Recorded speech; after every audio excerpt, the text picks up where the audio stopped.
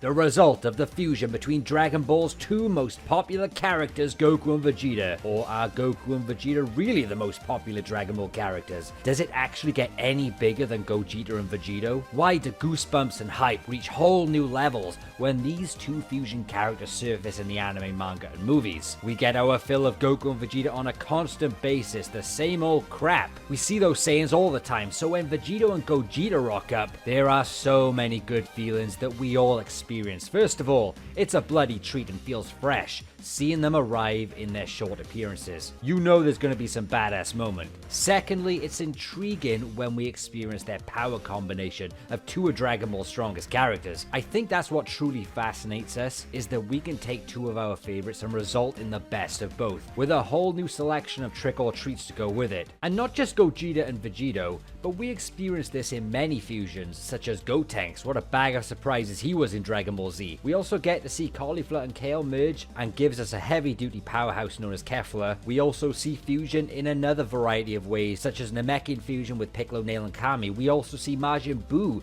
go through a variety of absorptions and power mixtures. Super Android 17 is another type of fusion that resulted in one of GT's most broken characters. But what I really want to focus on here today is just Gogeta and Vegito, the two big trump cards, the Metamaran fusion dance and the Kai's Potara fusion. We'll be looking at their performances and power, and just why they are so loved, perhaps even more than Goku and Vegeta. I mean, Big Bang Kamehamehas, Spirit Swords, Stardust Breakers, Final Kamehamehas. What's not to love here? This moveset screams heavy artillery. Let me tell you right now, when Budokai 2 came out on the PS2, there were only two characters I couldn't wait to get my hands on. Super Saiyan 3 Goku and Super Vegito. Oh man, just feeling the power of Vegito on the game was insane, considering Budokai 1 only went up to the Cell Saga. And then in Budokai 3, just playing as Super Saiyan 4 Gogeta was the most valuable 10 seconds of my life. I wish his fusion held out a little longer, but I suppose the short duration lives true to his GT reign. I mean, Gogeta, Vegito, are they the same person? Yes and no. Yes, because obviously, yes, it's still the merger of both the same fusion parts, but for marketing purposes, each get their own name, look, moveset. I mean, I always laugh thinking about what's going through their head as soon as they fuse. Should I call myself Vegito today, or maybe Gogeta? Let me check my hairstyle and see who I look like the most. But essentially the same being, apart from a debatable personality tilt. Some like to say that Vegito is influenced more by Vegeta, and Goku influences more of Gogeta. I mean, it's debatable because we both see Vegito and Gogeta act brutal, and both of them act arrogant at times. Let's talk about Gogeta, particularly Super Saiyan Gogeta in the Fusion Reborn movie. I believe this is why Gogeta is remembered the most, especially in terms of classic fans. What a badass appearance and performance. No messing around, you can't go wrong. It's how you imagine fusion should be.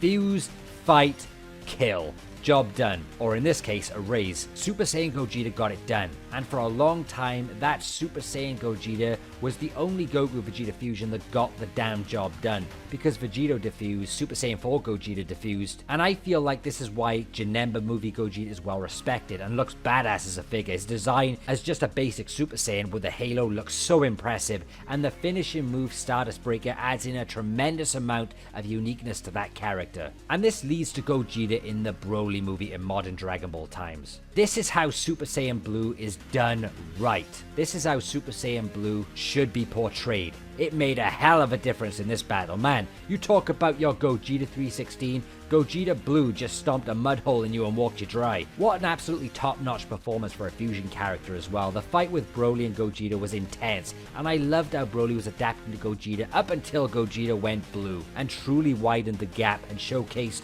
a monstrous godly power that made Broly feel like an insect. Still, a tough SOB for standing on his feet after a Stardust Breaker, but more importantly, Gogeta went in guns blazing. He knew the games had to stop and went for the kill. Yes, kill. I loved how serious his portrayal was in this movie, a spectacle of a fight, and it made me respect Super Saiyan Blue more. Still would have been hella cool to see Super Saiyan God on Gogeta. Super Saiyan 4 Gogeta, the character who had been the king of the Dragon Ball Mountain for decades until Dragon Ball Super arrived, where endless GT versus Super debates happened.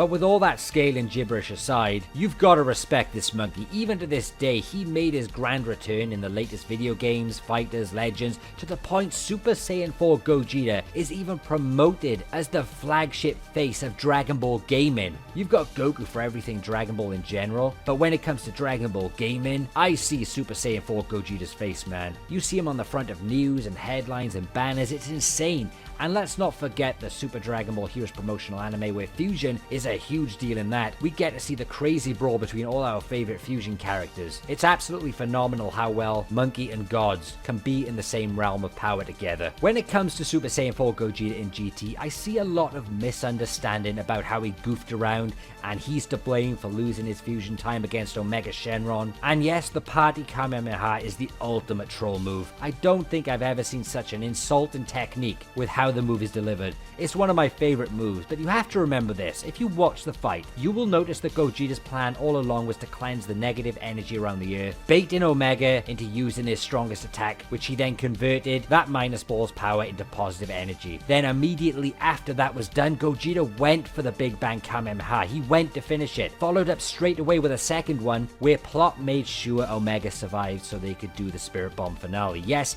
he played around in the beginning for like 5 minutes, but Super Saiyan 4 Gogeta tried to end it all by the 10-minute mark, so you can't really blame Gogeta as he was working with a goddamn 30-minute time limit in mind. He wanted it all done and wrapped up by the 10-minute mark. It was just one of those bad luck things. Plot due to the power overload from Super Saiyan 4 and Goku's weakening body. We have to remember, it was stated in the guidebooks and in the show that Gogeta could win with one finger if he wanted to, so yes, plot overrides statistical potential there, as it does in a lot of cases, but nevertheless, Super Saiyan 4 Gogeta is one of, if not the most favorite fusion of Goku and Vegeta to many even to this day, and his short-lived appearance in half an episode is one of the most memorable and iconic moments in Dragon Ball history. Half an episode and he didn't get the job done, yet he's loved insanely. How does that even work? Super Dragon Ball Heroes always gives me this vibe that they want to make equal counterparts of a lot of concepts. For example, Gogeta and Vegito, Blue and Super Saiyan 4, Ultra Instinct and Limit Breaker, just like they are doing for the Fighters game, where Super Saiyan 4 Gogeta takes on Super Saiyan Blue Gogeta.